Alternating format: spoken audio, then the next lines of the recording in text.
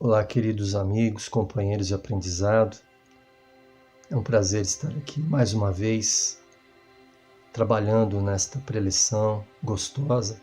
Oportunidade é essa que temos, de trabalho.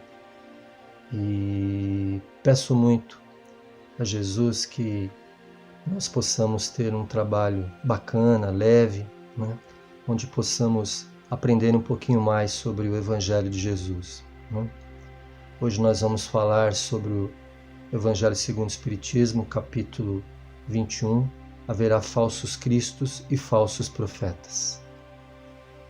Antes da gente começar a falar sobre a preleção, vamos elevar os nossos pensamentos a Jesus, a Deus, nosso Pai, a Maria, nossa Mãe maravilhosa, ao anjo Ismael. E vamos agradecer por mais essa oportunidade de trabalho conjunto. E vamos pedir a Deus que esses trabalhos possam ocorrer da melhor forma possível, que possamos tocar o coração das pessoas, que possamos aprender um pouquinho mais sobre a palavra do Mestre Jesus. E assim, em agradecimento a Deus por mais essa oportunidade, elevamos os nossos pensamentos e dizemos: Pai, Pai nosso que estais nos céus, santificado seja o vosso nome. Venha a nós o vosso reino, seja feita a vossa vontade, assim na terra como no céu. O pão nosso de cada dia nos dai hoje, perdoai as nossas ofensas, assim como nós perdoamos a quem nos tem ofendido. E não nos deixeis cair em tentação, Senhor, mas livrai-nos do mal, pois teu é o reino, o poder, toda a honra e toda a glória para todo sempre. Que assim seja, graças a Deus. E assim, queridos companheiros, irmanados, com os pensamentos mais leves, gratos a Deus através dessa oração maravilhosa, podemos iniciar a nossa preleção conjunta. Então vamos lá. Capítulo 21. Haverá falsos cristos e falsos profetas. Esse capítulo foi muito bem iniciado a semana passada e hoje nós vamos fazer somente a complementação do item 8 ao item 11. Esse capítulo, ele nos adverte com relação à percepção que nós temos que ter com relação à vinda daqueles emissários divinos que têm por missão de nos trazer as diretrizes das mudanças. Por isso que na semana passada foi dado muita ênfase à árvore e os frutos. E por que isso? Porque, na verdade, quando a gente fala em Cristo e profetas, a gente fala em Cristo, a gente fala em Jesus, um espírito elevadíssimo, de altas esferas crísticas, a esfera mais alta, uma das esferas mais altas de evolução espiritual, e que aceitou o compromisso de comandar a evolução espiritual daqueles seres que habitariam a Terra, para que nós pudéssemos alcançar novos mundos mais evoluídos. E o que são os profetas?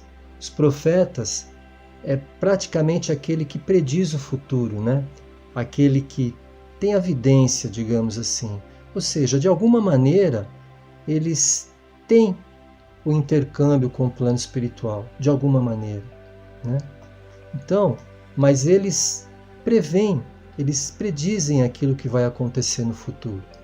Por isso que quando Jesus encarnou, e quando Jesus fala que ele veio cumprir as profecias, ele não veio modificar as leis, ele veio dar cumprimento realmente a todos aqueles espíritos que tinham vindo anteriores à vinda dele, já anunciando a ele como o Messias libertador, que nos traria as verdades que nos trariam o equilíbrio que nos trariam as diretrizes para que nós pudéssemos conhecê-las, mudar, nos transformarmos e evoluirmos.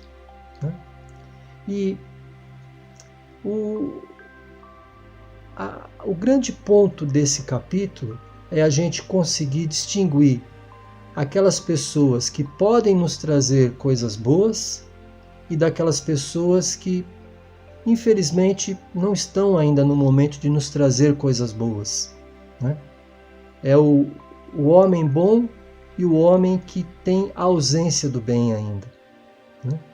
E o grande desafio que eu vejo nesse capítulo é como que eu vou conciliar todos os ensinamentos que Jesus trouxe para mim através do Evangelho, através do Sermão do Monte, através das leis divinas, das leis universais, que me trazem, que me apontam para um mundo perfeito. Como é que eu vou aplicar esses conhecimentos no meu mundo, que é imperfeito, que ainda tem vícios, que ainda tem defeitos e que eu estou tentando me melhorar? Como que eu vou fazer isso? Né? É aí que entra a base do homem bom, do homem que tem luz, do homem que procura as virtudes. Né? É aí que entram, os ensinamentos da nossa doutrina. Porque a nossa doutrina, ela vai fazer com que nós tenhamos conhecimento de onde nós viemos, o que nós estamos fazendo aqui e para onde eu posso ir. De onde nós viemos, isso não se muda. Viemos, estávamos lá. O que nós estamos fazendo aqui? E para onde eu posso ir? O para onde eu posso ir vai depender muito do conhecimento que eu tenho e das influências que eu vou sofrer do meio e das pessoas. Né? Porque eu posso muito bem ser uma pessoa boa, bacana, uma pessoa que quer fazer o bem, mas eu posso ser facilmente influenciável por outras pessoas que não querem o mesmo propósito que eu, e aí eu posso mudar o meu destino, eu posso mudar o meu caminho, né? E aí muda tudo. Por quê? Porque eu me deixei ser influenciado por pessoas que não queriam aquilo que eu queria fazer. E eu me deixei levar. Né? Então aí entra muito a frase mais bacana desse capítulo, na minha opinião. Ela fala assim: aprendei, pois, antes de todas as coisas, a distinguir os bons e os maus espíritos, para não vos tornardes vós mesmos falsos profetas. Simples assim. É a lei de causa e efeito. Né? Por isso que na semana passada, quando a Silvana, né, falou sobre a árvore, ela fez uma referência às nossas tendências. Né? Porque olha que bacana, reconhece-se uma árvore pelo seu fruto. Uma boa árvore tem a tendência de não produzir maus frutos. E uma má árvore tem a tendência de não poder produzir bons frutos. Eu digo tendência porque tudo no mundo, tudo na nossa vida, ela é passível de mudanças. Né?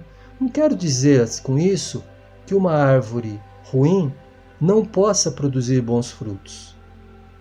Em algum dia, em algum momento, ela pode vir a transformar-se e pode vir a produzir bons frutos.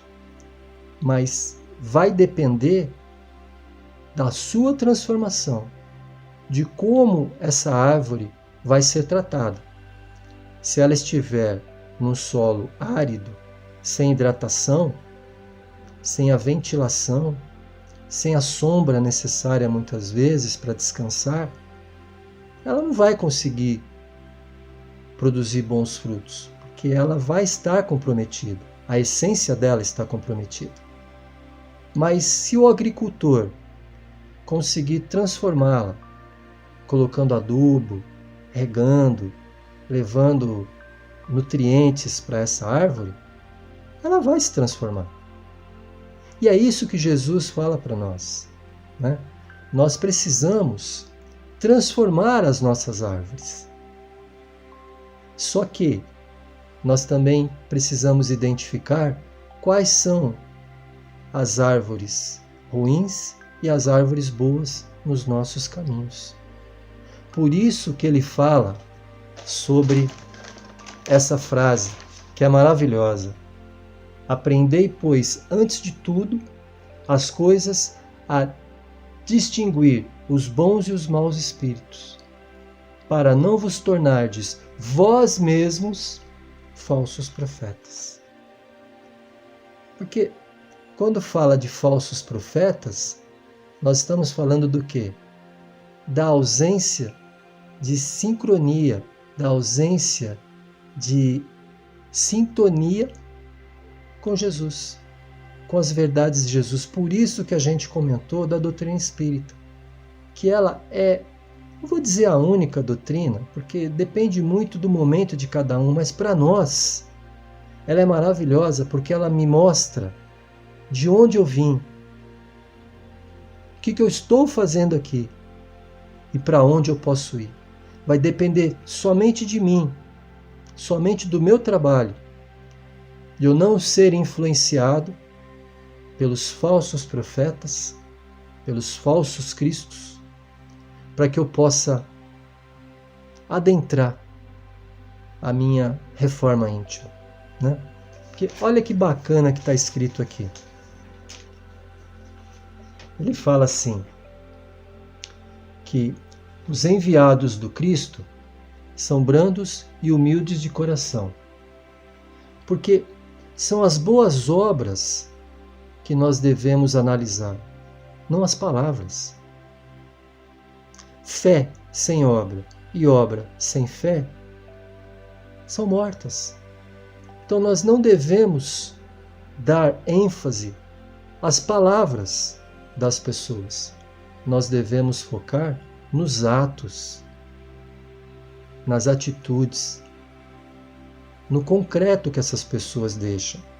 É por isso que a diferença do Cristo e do falso Cristo, dos profetas e dos falsos profetas é essa. Esses espíritos que vieram com missões de trazer o bem e disseminar o bem para a nossa raça, para que nós possamos crescer e evoluir, eles não trouxeram apenas as palavras, eles trouxeram as palavras e sintetizaram ações através das suas mãos e dos seus atos, diferentemente daqueles que só falam, que não fazem. É essa a diferença entre os falsos cristos e profetas, né? E olha que lindo isso. O comando de um exército só é dado a um general hábil e experiente, que será capaz de cumprir a missão de coroação dos homens, de condução no caminho de Deus. Esses espíritos geralmente são espíritos avançados, que têm essas missões, porque eles já cumpriram em esferas anteriores as suas provas e expiações. E eles são, desta forma, missionários encarregados de terem essas missões, porque se assim eles não fossem superiores ao meio em que eles devem agir, as suas ações seriam nulas. Ou seja, os comandantes, eles devem, pelas suas atitudes, pela sua postura, pelo seu compromisso moral, eles devem passar a ideia, a mensagem aos seus comandados de seriedade. é aquela lição, é aquela nota.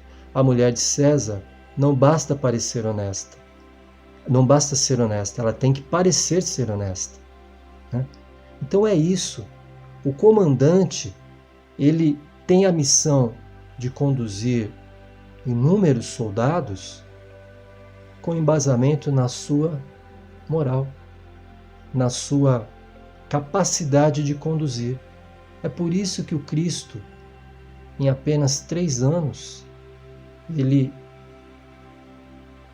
contemplou um exército de seguidores que só se fez crescer até hoje por causa disso, por causa da sintonia das suas palavras com as suas atitudes. E é por isso que nós temos que ter muito cuidado com esses falsos cristos e falsos profetas, porque os falsos profetas, eles não estão só encarnados, eles estão principalmente desencarnados. E eles têm, não é que eles têm essa missão de gerar discórdia, mas é que a capacidade moral que eles têm não lhes permitem trazer coisas boas ainda para as pessoas. Eles vão trazer a intolerância e o isolamento, muito provavelmente, né? E é por isso que a gente tem que ter o discernimento de não acreditar em todos os espíritos, mas experimentar se os espíritos são de Deus. Como que a gente faz isso? Através da nossa oração e da nossa vigilância. E aí se encaixa mais uma vez aquela frase maravilhosa: aprendei, pois, antes de tudo, antes de todas as coisas, a distinguir os bons dos maus espíritos, para não vos tornardes também vós mesmos falsos profetas. É isso. É a gente ter a capacidade de perceber aonde está a verdade e não se deixar levar por situações corriqueiras do dia a dia, de espíritos que não têm uma condição moral adequada para nos mostrar os caminhos da verdade. Por isso que os grandes missionários, e cito um aqui que se encaixa naquele exemplo do general, Moisés. Moisés teve por missão levar centenas de milhares de hebreus pelo deserto, com a capacidade que ele tinha de conhecimento estratégico militar, era necessária para ele poder conduzir os hebreus até chegar a Canaã.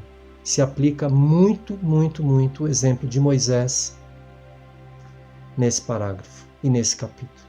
Ok? Muito obrigado a todos. Tenham todos um excelente final de semana e um excelente início de semana também.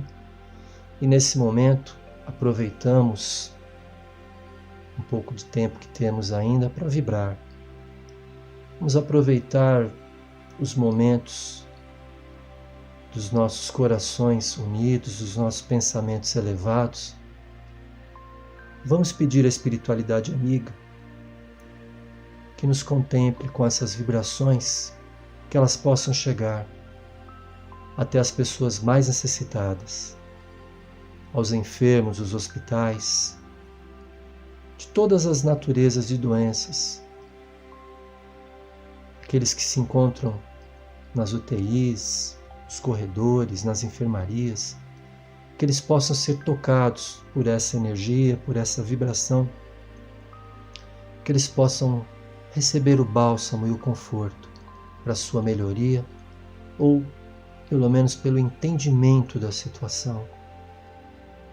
Vamos pedir a proteção necessária a todos os médicos, os profissionais de saúde. Vamos pedir a proteção a todas as crianças que se encontram em condição de vulnerabilidade, os idosos igualmente, que se encontram vulneráveis. Vamos pedir para que essas vibrações de amor, de carinho, possam chegar até os presidiários, nossos irmãos que erraram, mas que podem melhorar de acordo com a palavra do Cristo.